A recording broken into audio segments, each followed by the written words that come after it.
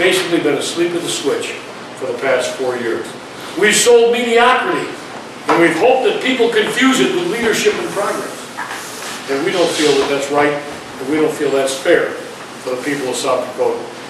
While other states in our nation move forward at a faster pace on the issues that matter most, we feel South Dakota deserves better. And that's what we've talked about. Since last summer, we've talked about the issues that matter the most. We've talked about jobs, we've talked about the economy, we've talked about education, we've talked about health care, we've talked about open government, we've talked about the reservations that bring them along economically. Those are the things that we feel matter to the people of the state of South Dakota. And we visited all 66 counties with this message. And we've created what we call a new direction for South Dakota. And we've looked at a renewable fuel standard. We've looked at the country of origin labeling law and putting in an effective country of origin labeling law. We've looked at the South Dakota Certified Beef program and putting it on a fast track to develop processing plants, to develop the inspection capability to sell it across state lines.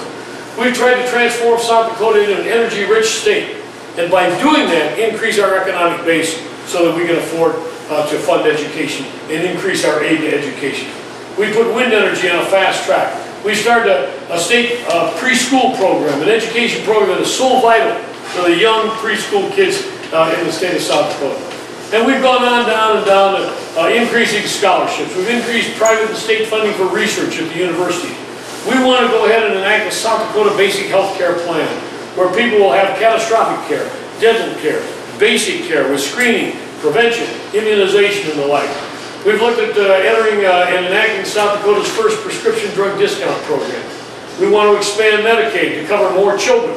17,000 children uninsured in South Dakota is not an acceptable figure. And we've looked at a wellness benefit to improve and promote wellness among the citizens of South Dakota rather than depending on insurance to treat them when they're ill. We've looked at a wellness benefit, a healthy lifestyle benefit. We've gone ahead and looked at how we can retain and recruit healthcare individuals, how we can encourage them to go and link them in rural communities to give them the advantages of a large city scientific community and yet allow them to serve in rural regions. We've looked at the war on drugs and meth and how we control corrections in the state of South Dakota and how we have effective drug treatment programs. And we've also looked at veterans assistance in the state of South Dakota. And as a veteran, that is an issue that's dear to my heart. Whereas Mike Rounds has gone ahead and said we will not provide depleted uranium care to veterans in South Dakota, we have said that is a must and that is an obligation.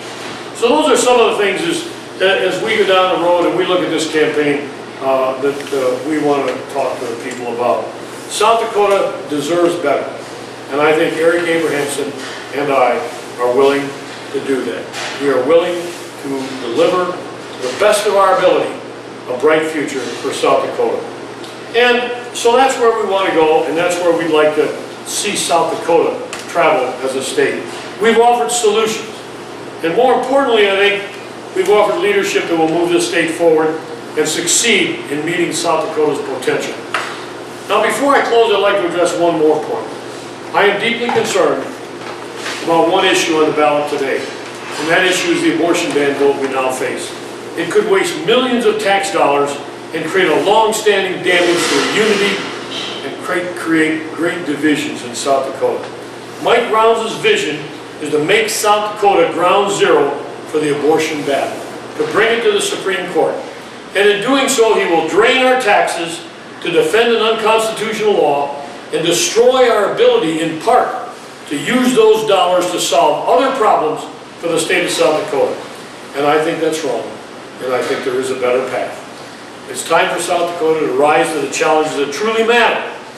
To rise and create jobs, economic opportunity, to create educational opportunity, to look at our educational system, to look at our health care, as we mentioned, to look at our reservations, to look at our open government processes, and go on and educate our children and provide a quality of life for all South Dakota. That's what our campaign has been about. Our campaign has been about ideas. Our campaign is about building a sensible agenda for our future. We feel South Dakota needs and is ready for a new direction. And we're going to ask voters on November 7th to join us in that quest. Thank you very much.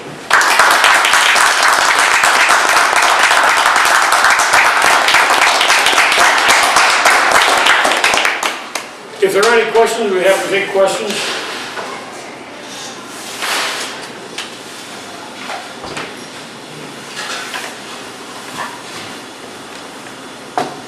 I appreciate all of you coming. If you have any questions that you think of, once the cameras are off, or once we're on the way, please feel free to come up and let